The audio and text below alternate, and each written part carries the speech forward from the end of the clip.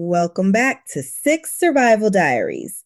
As you all know, it's Velvet, and this episode will be referred to as I Should Have Stayed Home. This date was immediate regret. I need to know if anybody else has experienced this.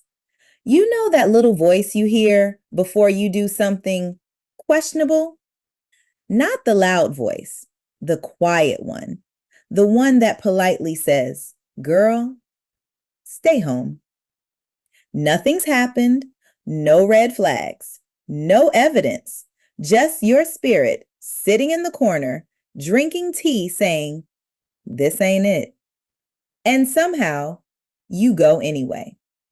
That was me.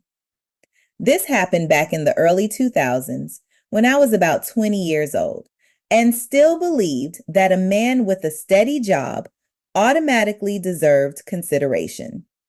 Back then, the standards were simple. Got a job? Can form complete sentences? Not currently incarcerated? Congratulations, you've made the short list. So I've been talking to this guy for a little while and agreed to meet him for dinner downtown. Now, let's not act like this man was Morris Chestnut. He wasn't causing traffic accidents, but he seems responsible, worked hard, and honestly, that was enough. One thing about me, I always liked having an exit strategy. I didn't have a car back then, so I paid for my own taxi because I never wanted to hear, "But I paid for." Sir, save your receipts. Freedom ain't free. So I'm sitting in the cab thinking, maybe this will be nice. And whenever I hear myself saying, maybe, that's usually the opening scene of a disaster. I arrive, he's already there. Clean, nicely dressed, smelled good, no surprises. Thank you, Jesus, because catfishing existed long before social media.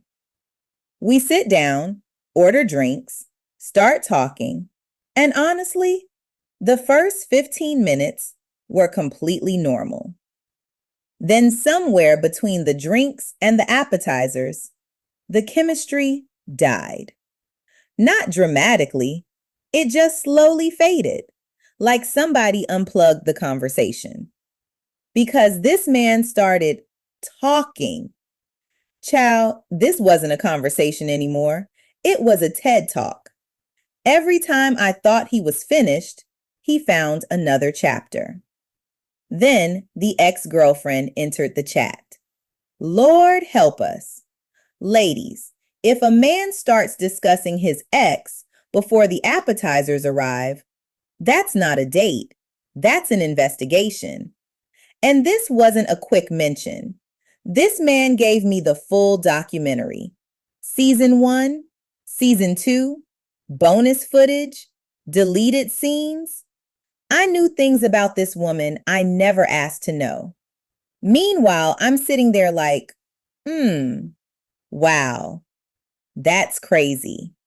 But in my head, I was already folding laundry at home. Because once chores start sounding more exciting than being with you, it's over. Still, I tried giving him grace. Maybe he's nervous. Maybe he's awkward. Maybe he's trying too hard. Then somehow it got worse. Out of nowhere, this man became a therapist. What was your most painful experience? Sir, I just ordered chicken parmesan. Why are we discussing trauma? Can we talk about music, movies, literally anything else? Why are we emotionally naked and the breadbasket hasn't even arrived? Every answer led to another deep question. What relationship hurt you the most? What are your fears? My fears? You. At that point, I felt less like I was on a date and more like I was completing intake paperwork. And then it happened. That moment where your spirit says, yeah, we're done. Nothing dramatic happened. No argument, no scandal. I just realized I didn't want another minute of this experience. And honestly, sometimes that's enough. Everybody talks about terrible dates, but nobody talks about the painfully wrong ones. The ones with no chemistry, no spark, no excitement, just two people silently wondering who's going to escape first. So when there was finally a pause, I jumped in. Hey, I don't think I'm feeling too well. I think I'm going to head home. And here's the funniest part. This man didn't argue, didn't ask to see me again, didn't suggest another date. Nothing. Just, okay. And I knew immediately, baby, he was tired too. We were both suffering. Nobody wanted to say it, but we both knew. This date had died before dessert. So I got back in my taxi and headed home.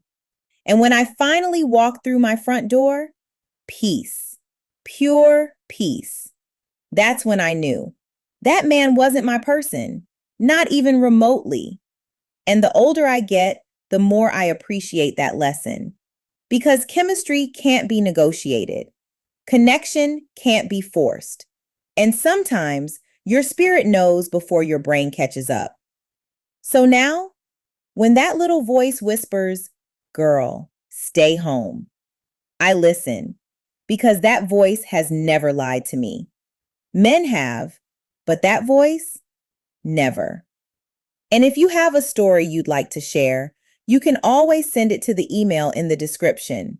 Names, details, and identities can always be changed to keep everything completely anonymous.